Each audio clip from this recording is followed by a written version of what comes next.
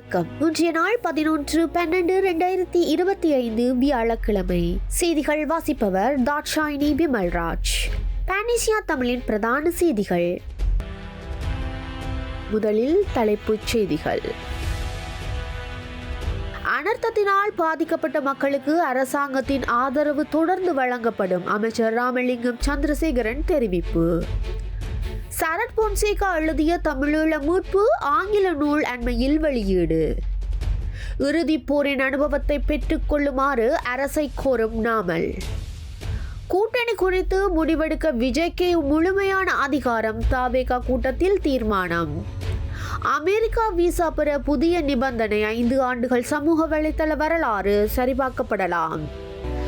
தொடர்பான விரிவான செய்திகள். முதலில் தாயக செய்திகள்.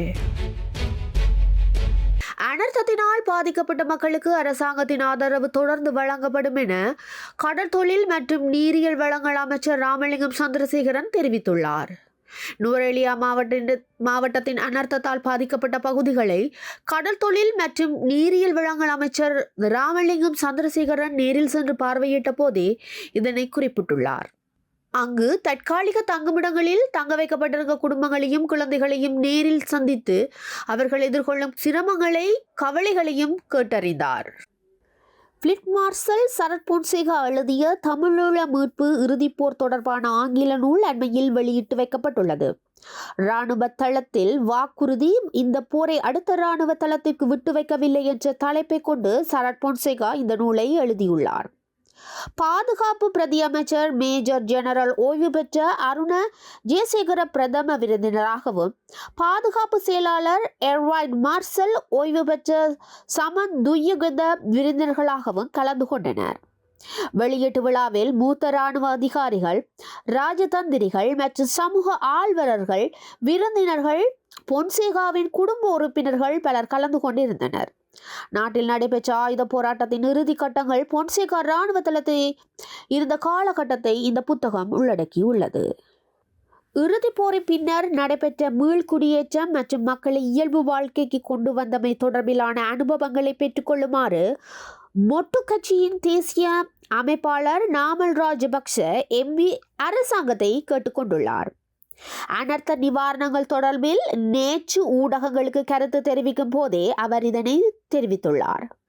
மேலும் கருத்து தெரிவித்த அவர் 2009ஆம் ஆண்டு தமிழீழ விடுதலை புலிகளுக்கு இடையிலான இறுதிப் போரின் பின்னர் பாரிய மக்கள் வடக்கு முகாம்களில் இருந்தனர். அவர்களை சொந்த இடங்களில் மீள குடியேற்ற மற்றும் இயல்பு நிலையை ஏற்படுத்த பாரிய திட்டம் ஒன்று அன்று இருந்தது. அத்தோடு சுனாமியின் போது அழிவடைந்த பாரிய சொத்துக்கள் மற்றும் வர்த்தகங்களை மீள கட்டியெழுப்பவும் முடிந்துள்ளது. இந்த நடவடிக்கைகள் குறுகிய காலத்தில் நடைபெற்றுள்ளன. இவ்வாறான அனுபவங்களை அரசாங்கம் பெற்றுக்கொள்ள வேண்டும். அதை விடுத்து 76 வருட சாபங்களை பேசி வைராக்கியத்துடன் செயல்படுவதில் எந்த நன்மையும் ஏற்பட போவதில்லை என தெரிவித்துள்ளார். தொடர்பது இந்திய செய்திகள்.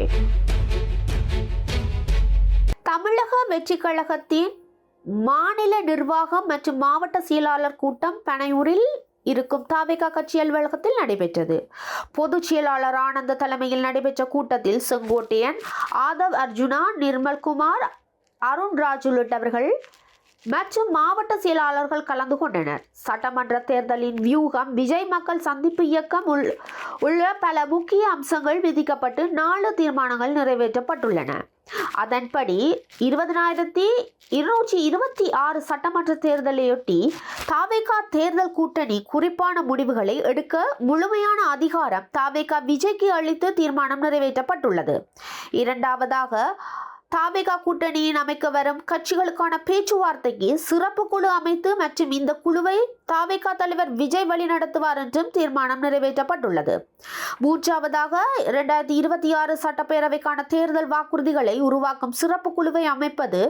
நான்காவதாக, எதிர்க்கட்சியை தோற்கடிக்க வலிமையான பரபரப்புகளை மேற்கொள்வது உள்ளிட்ட 4 தீர்மானங்களை இன்றைய தவேகா மாவட்ட செயலாளர் மற்றும் மாநில நிர்வாக கூட்டணி நிறைவேற்றப்பட்டுள்ளது.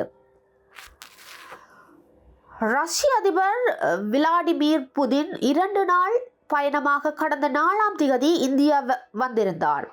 ரஷ்யாவிடமிருந்து இந்தியா கச்சா எண்ணெய் கொள்முதல் செய்ததால் அமெரிக்க அதிபர் டொனால்ட் ட்ரம்ப் இந்திய பொருட்களுக்கு அதிக வரி விதித்துள்ளார். அதனால் புதினின் இந்திய வருகை பெரும் எதிர்பார்ப்பை கூட்டியது. 2 நாள் பயணத்தை முடித்துக்கொண்டு டிசம்பர் 6ஆம் தேதி ரஷ்யா திரும்பிய புதின் இந்திய பயணம் குறித்து பேசியிருந்தார். அதில், நான் சமீபத்தில் இந்தியா சென்றிருந்தேன். அங்கு 1.5 மில்லியன் மக்கள் வாழ்கின்றார்கள். அதில் 1/3 பங்கு மக்கள் மட்டுமே இந்திய மொழி பேசுகிறார்கள். ஒருவேளை 500-600 மில்லியன் மக்கள் அம்மொழியை பேசலாம்.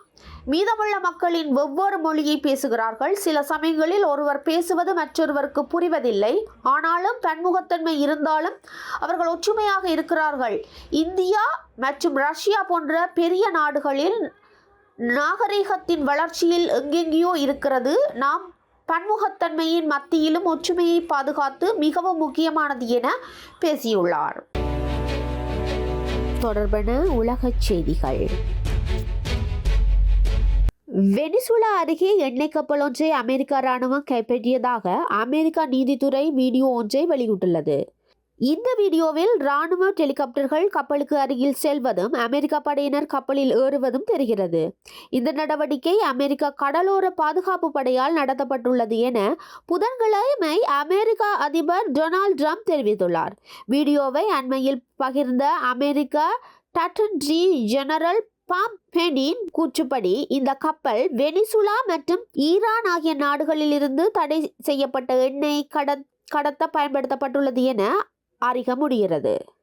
பிரிட்டன் உட்பட பல நாடுகளில் இருந்து வரும் சுற்றுலா பயணிகள் அமெரிக்காவில் நுழைவதற்கான நிபந்தனையாக அவர்களின் 5 ஆண்டு சமூக ஊடக வரலாற்றை வழங்க வேண்டிய சூழல் உருவாகும் என்று அமெரிக்க அதிகாரிகள் வெளியிட்டுள்ள புதிய திட்டம் கூறுகிறது.